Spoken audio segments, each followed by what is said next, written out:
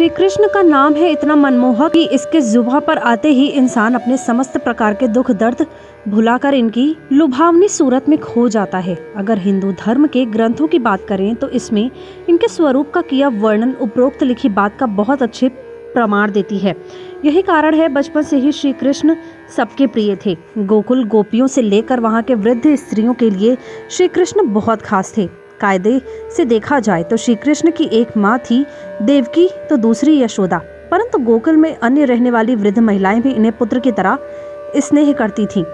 इतना ही नहीं, श्री कृष्ण अपने जीवन काल में जहाँ जहाँ रहे उन्होंने सबसे प्रेम व स्नेह पाया। आज आपको इनके प्रति प्रेम रखने वाली ऐसी ही एक स्त्री के बारे में बताने जा रहे हैं जिनका वर्णन पौराणिक कथाओं में अच्छे से मिलता है। दरअसल हम बात कर रहे हैं कंस की नगरी मथुरा में रहने वाली कुब्जा नामक स्त्री की, जो कंस की दासी थी। वे नित्य कंस के लिए चंदन, तिलक तथा फूल इत्यादि का संग्रह करती थी। अपने प्रति कुब्जा के इस असीम प्यार व श्रद्धा को देखकर कंस भी अति प्रसन्न था। कहा जाता है कि कुब्जा को बहुत कम लोग जानते थे। इनके कुबड़े होने के कारण ही इन्हें कुब्जा का नाम दिया गया। पौराणिक कथाओं के अनुसार कंस के वध के दौरान श्री कृष्ण की कुब्जा से मुलाकात हुई थी, जिसके बाद उनके यानी कुब्जा के साथ उनकी प्रेम क्रीड़ाएं शुरू हुई। आइए जानते हैं संपूर्ण कथा के बारे में। एक बार की बात है, भगवान श्री कृष्ण ने देखा कि एक कुबड़ी स्त्री अपने हाथ में चंदन, फूल और हार इत्यादि लेकर बड़े प्रसन्न मन से जा रही है। तब श्री कृष्ण ने उससे प्रश्न किया, ये चंदन व हार फूल लेकर इतना इठलाते हुए आप कहाँ जा रहे हैं और आप हैं कौन? तो कुब्जा ने श्री कृष्ण के प्रश्न का उत्तर देते हुए कहा कि मैं कंस की दासी हूँ। मेरे कुबड़ी होने के कारण सब मुझको कुब्जा कहते हैं। मैं ये चंदन, फूल, हार आदि लेकर अपने महाराज कंस के पास जा रही हूँ। मैं नियमित रूप से ऐसा करती हूँ और उन्हें ये सारी सामग्री प्रदान करती हूँ जिससे वे अपना श्रृंगार आदि करते हैं। ये सुनते श्री कृष्ण ने कुब्जा से आग्रह करने लगे कि आप ये चंदन मुझे लगा दीजिए और ये फूल हार हमें चढ़ा दो, जिसके लिए कुब्जा ने साफ इनकार कर दिया। कहा कि नहीं, ये तो केवल मेरे महाराज कंस के लिए है, मैं इन्हें किसी और को अर्पित नहीं कर सकती।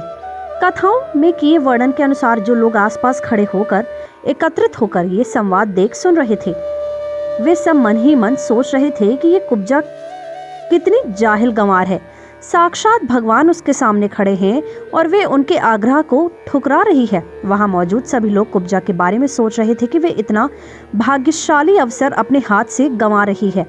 कम लोगों के जीवन में ऐसा सुखद अवसर आता है और वो है कि श्री कृष्ण को छोड़कर फूल, माला व चंदन पापी कंस को चढ़ाने जा रही है।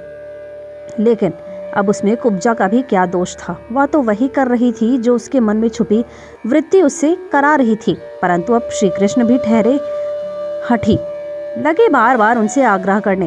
अतः वो कुब्जा को मनाने में कामयाब हो गए और कुब्जा उनको श्रृंगार करने के लिए तैयार हो गई। किंतु क्योंकि वो कुबड़ी थी इसलिए वो प्रभु के माथे पर तिलक नहीं लगा पा रही थी। कुब्जा की इस व्यथा को देख श्री कृष्ण ने उसके पैरों के दोनों पंजों को अपने पैरों से दबाकर हाथ ऊपर उठवाकर ठोड़ी को ऊपर उठाया तो कुब्जा का कुबड़ापन ठीक हो गया, जिसके बाद कुब्जा श्री कृष्ण के माथे पर तिलक लगाने में सफल हुई। कुब्जा के बहुत आमंत्रित करने पर कृष्ण ने उसके घर जाने का वचन देकर उसे विदा किया।